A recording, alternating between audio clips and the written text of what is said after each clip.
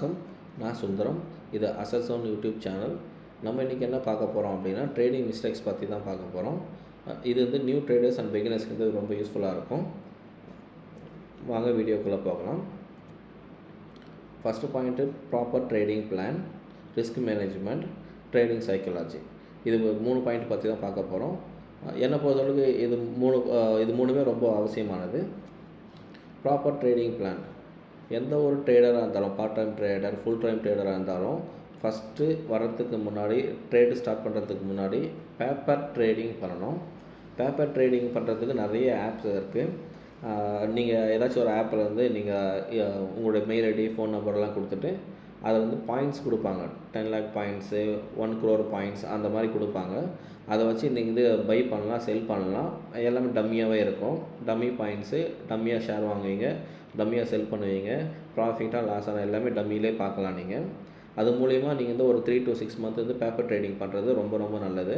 அப்போ உங்களோட ஸ்ட்ராட்டஜி எல்லாம் எந்த அளவுக்கு அதில் வந்து யூஸ்ஃபுல்லாக இருக்குது, மார்க்கெட்டை நீங்கள் எந்த அளவுக்கு புரிஞ்சுக்கிட்டீங்க அப்படின்றது எல்லாமே நீங்கள் அதை வச்சு தெரிஞ்சுக்கலாம். 3 to 6 month நீங்கள் அதை பண்ணிவிட்டு அதுக்கப்புறமா நீங்கள் வந்து ஸ்லோவாக மார்க்கெட்டில் வந்து டேரெக்டாக ஸ்மால் அமௌண்ட்டு 10,000 rupees, 20,000 rupees அந்த மாதிரி ஸ்மால் அமௌண்ட்டு போட்டு நீங்கள் கொஞ்சம் கொஞ்சமாக ட்ரேட் பண்ணி அதுக்கப்புறமா உங்களுடைய கேபிட்டல் வந்து இன்க்ரீஸ் பண்ணிக்கலாம். அதுக்கப்புறமா நீங்கள் வந்து பேப்பர் ட்ரேட் பண்ணும்போது ப்ராஃபிட்டில் இருக்கா, லாஸில் இருக்கா, இன்றைக்கி சார்ட்டு எந்த மாதிரி இருந்துச்சு, எத்தனை ஆர்டர் பண்ணீங்க, ஒரு ஆர்டர் பண்ணிங்களா, 2 ஆர்டரில் எடுத்தீங்களா, இல்லை ஒரு 10-15 ஆர்டர் எடுத்தீங்களா, அப்புறமா என்ன ஸ்ட்ராட்டஜி யூஸ் பண்ணீங்க, A to Z நோட் பண்ணி வைங்க. டேட்டு போட்டு அன்றைக்கி ஒரு ஃபோல்டர் ஒன்று லேப்டாப்பில் ஒரு ஃபோல்டர் ஓப்பன் பண்ணிட்டு டேட் வைஸாக அன்றைக்கி என்னென்ன ஆச்சோ எல்லாத்தையும் நோட் பண்ணுங்கள். ஒரு வேர்ட்லேருந்து ஃபுல்லாக நீங்கள் உங்களோட ஸ்ட்ராட்டஜி என்னென்ன ஸ்ட்ராட்டஜி எல்லாம் யூஸ் பண்ணீங்க, நீங்கள் எந்த நியூஸ் எல்லாம் படிச்சிங்க, எந்த நியூஸ் எப்படி வந்துச்சு, எந்த மாதிரி நியூஸ் வந்துச்சு, அந்த நியூஸுக்கு ஏற்ற மாதிரி மார்க்கெட் எப்படியெல்லாம் ரியாக்ட் ஆச்சு, இது எல்லாத்தையுமே நீங்கள் வந்து அனலைஸ் பண்ணுங்கள். 3 to 6 month வந்து பேப்பர் ட்ரேடிங் பண்ணுறது ரொம்ப நல்லது. அப்புறமா நீங்கள் வந்து எந்த இடத்துல நீங்கள் போய்ட்டு என்ட்ரி கொடுக்கணும், எந்த இடத்துல வந்து என்ட்ரி எக்ஸிட் ஆகணும், என்ட்ரி எப்போ கொடுக்கணும், என்ட்ரி எப்போ எக்ஸிட் ஆகணும் இப்படின்றத நீங்கள் வந்து ஃபுல்லாக தெரிஞ்சிருக்கணும். இந்த 6 month நீங்கள் பேப்பர் ட்ரேடிங் பண்ணிங்கன்னா உங்களுக்கு வந்து ஆல்மோஸ்ட் தெரிஞ்சிடும். ஸோ அதனால் நீங்கள் வந்து பேப்பர் ட்ரேடிங் பண்ணுறது தான் ரொம்ப நல்லது. அப்புறம் உங்கள் கோல் வந்து ரொம்ப ஸ்மார்ட்டாக தான் இருக்கணும். ஃபார் எக்ஸாம்பிள் ஸ்மார்ட் கோல் அப்படின்னா என்னென்னா, ஒரு வருஷத்துக்கு 15%, 18% ப்ராஃபிட் வந்தால் போதும் அப்படின்றது ஸ்மார்ட் கோல் என்னை பொறுத்தளவுக்கு. இல்லை எனக்கு வந்து 50% ப்ராஃபிட் வேணும், 100% ப்ராஃபிட் வேணும் பர் இயருக்கு அப்படின்ட்டு நீங்கள் எதிர்பார்த்தீங்கன்னா அது ரொம்ப பேராசையாக இருக்கும். அது வந்து மார்க்கெட்டு தான் சப்போர்ட் பண்ணாது, நீங்கள் வந்து ஏமாந்து தான் போகிற மாதிரி இருக்கும். ஸோ அதனால் ஸ்மார்ட்டாக வச்சுக்கோங்க. ஒரு 15 to 18% பர் இயருக்கு உங்களுடைய ப்ராஃபிட் அந்த அளவுக்கு நீங்கள் எதிர்பார்த்தீங்கன்னா கண்டிப்பாக உங்களால் இந்த ப்ராஃபிட் எடுக்க முடியும், ஈஸியாகவே எடுக்க முடியும். ரொம்ப ரிஸ்க் எடுக்க வேண்டிய அவசியம் இருக்காது. Next risk management. ரிஸ்க் மேனேஜ்மெண்ட்டுன்னும் போது நம்ம வந்து சிஸ்டம் மாதிரி தான் வேலை செய்யணும். சிஸ்டமுக்கு வந்து எமோஷனல்லாம் கிடையாது. அது சிஸ்டம் நம்ம வந்து ஒரு 100 ரூபாய்க்கு ஒரு ஆர்டர் பை பண்ண அப்படின்னா 100 ரூபாய்க்கு பை பண்ணிடும். அது வந்து 105 ரூபாய்க்கு நீங்கள் வந்து செல் பண்ணிவிடு அப்படின்னு சொன்னோன்னா அதை செல் பண்ணிவிடும். அது வந்து மேலே ஏறும் இறங்கும், வெயிட் பண்ணலாம், வெயிட் பண்ண மாட்டோம் அப்படிலாம் கிடையாது. அந்த அமௌண்ட் வந்துச்சுன்னா அது சிஸ்டம் அதோட வேலையை கரெக்டாக செஞ்சிடும். அந்த மாதிரி நம்மளோட எமோஷன்ஸ் எல்லாத்தையும் நம்ம வந்து விட்டுட்டு சிஸ்டம் மாதிரி நம்ம வந்து இருக்கணும். 1:2 ரேஷியோ அப்படின்னா 1:2 ரேஷியோ மட்டும்தான் நம்ம வந்து ஒர்க் பண்ணணும். எனக்கு வந்து ஒரு நாளைக்கு 3,000 rupees லாஸ் ஆகணும் அப்படின்னு நீங்கள் இருக்கீங்கன்னா 3,000 rupees லாஸ் வந்துச்சு, அதுக்கப்புறம் நீங்கள் வந்து கட் பண்ணிட்டு வெளியே வந்துடணும். நெக்ஸ்ட் ஆப்பர்ச்சுனிட்டிக்காக வெயிட் பண்ணணும். நெக்ஸ்ட் ஆப்பர்ச்சுனிட்டி வெயிட் பண்ணிவிட்டு அதுக்கப்புறமா உங்களுக்கு வந்து கரெக்டான என்ட்ரி கிடச்சிதுன்னா 6,000 rupees ப்ராஃபிட் வந்துச்சா கம்முன்னு எடுத்துகிட்டு வந்துடணும். இதுதான் 1:2. இல்லை நான் வந்து ரொம்ப நேரம் வெயிட் பண்ணுறேன் மார்க்கெட்டு, ஒரு நாள் வந்து நான் பார்த்தேன், ஃபஸ்ட் என்ட்ரி நான் இங்கே கொடுத்தேன், ஒரு 5 நிமிஷத்துலேயே எனக்கு வந்து 1:2 அதாவது என்னோடய 6,000 rupees ப்ராஃபிட் வந்துச்சு. இன்கேஸ் நான் வெயிட் பண்ணியிருந்தேன்னா இவ்வளோ தூரம் மார்க்கெட் ஏறி இருக்குது, என்னால் ஒரு 20,000 rupees ப்ராஃபிட் எடுத்துருக்க முடியும் அப்படின்னு நீங்கள் வெயிட் பண்ணியிருந்தீங்கன்னா இந்த சார்ட்டில் பாருங்கள், இங்கேயும் 1:2 ரேஷியோ உங்களுக்கு வந்து ப்ராஃபிட் கண்டிப்பாக கொடுத்துருக்கோம். ஆனால் நீங்கள் வந்து உங்களுடைய ஸ்ட்ராட்டஜியை மாற்றிக்கிட்டீங்க. என்னென்னு மாற்றிக்கிட்டீங்க, லாங் டேர்மாக வெயிட் பண்ணியிருந்தோம் அப்படின்னா இந்த மாதிரி நமக்கு வந்து ஒரு 20,000 rupees ப்ராஃபிட் வந்திருக்கும், நம்ம சீக்கிரமே வெளியே வந்துட்டோம்.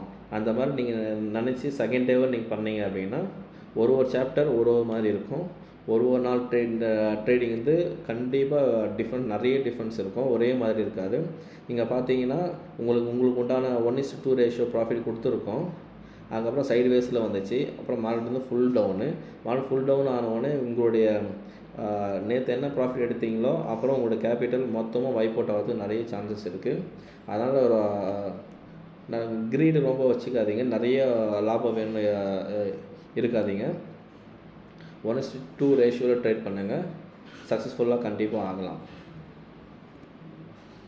அப்புறமா ட்ரேடிங் சைக்காலஜி வந்து 95% ட்ரேடர்ஸ் வந்து ஏன் ஃபெயில் ஆகிறாங்க அப்படின்னா, அவங்க ஸ்ட்ராட்டஜியை டெய்லி மாற்றிக்கிட்டே இருப்பாங்க.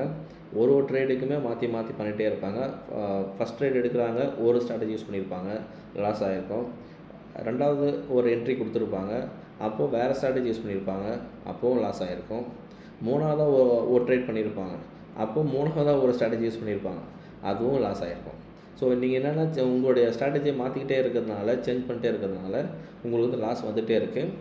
மேபி நீங்கள் ஒரு ஸ்ட்ராட்டஜியை நீங்கள் ஃபஸ்ட்டு யூஸ் பண்ண ஸ்ட்ராட்டஜி லாஸ் ஆகிருக்கலாம், பட் செகண்ட் டைம் அதே ஸ்ட்ராட்டஜி உங்களுக்கு வந்து ப்ராஃபிட்டை கொண்டு வரதுக்கு நிறைய சான்சஸ் இருக்குது.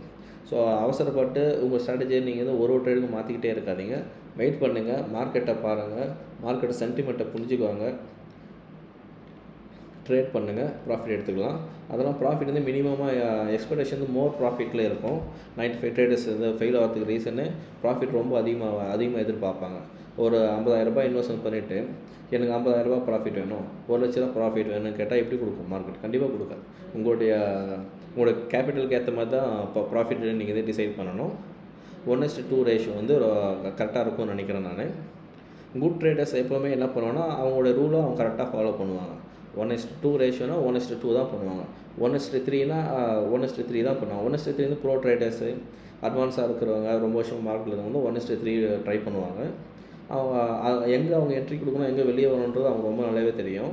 ஸோ அவங்க வந்து 1:3 ட்ரை பண்ணிவிட்டு 1:2லே கூட வெளியே வந்துடுவாங்க அவங்க. அது வந்து ரொம்ப வருஷம் எக்ஸ்பீரியன்ஸ்னால அது வந்து நடக்கிறது. அதுவும் இல்லாமல் அவங்க வந்து ப்ராஃபிட் ரொம்ப ஜாஸ்தியெல்லாம் எதிர்பார்க்கவே மாட்டாங்க. ஒரு வருஷத்துக்கு 15% இல்லை 18% ப்ராஃபிட் வந்தால் போதும் அப்படின்னு தான் இருப்பாங்க. ஸோ எல்லோரும் மாதிரி 95% ட்ரேடர்ஸ் ஃபெயில் ஆகிறதுக்கு ரீசனு அவங்க வந்து ஸ்ட்ராட்டஜி மாற்றிட்டே இருக்கிறாங்கன்ற ஒரு காரணத்தினால தான். ஸோ என்னை பொறுத்தளவுக்கு 1:2 ரேஷியோவில் பண்ணுங்கள், சிஸ்டமேட்டிக்காக இருங்க, எமோஷன்ஸுக்கு இருந்தால் அலோவ் பண்ணாதீங்க. அப்புறமா பேப்பர் ட்ரேட் பண்ணுங்கள். இதெல்லாம் பண்ணிவிட்டு அதுக்கப்புறமா நீங்கள் ட்ரேட் பண்ணிங்க அப்படின்னா உங்களால் சக்ஸஸ்ஃபுல்லாக வரதுக்கு நிறைய சான்சஸ் இருக்குது. நான் கொடுத்த தகவல் உங்களுக்கு யூஸ்ஃபுல்லாக இருந்துச்சுன்னா என்னோடய சேனலை ஃபாலோ பண்ணுங்கள். தேங்க்யூ ஃபார் வாட்சிங்.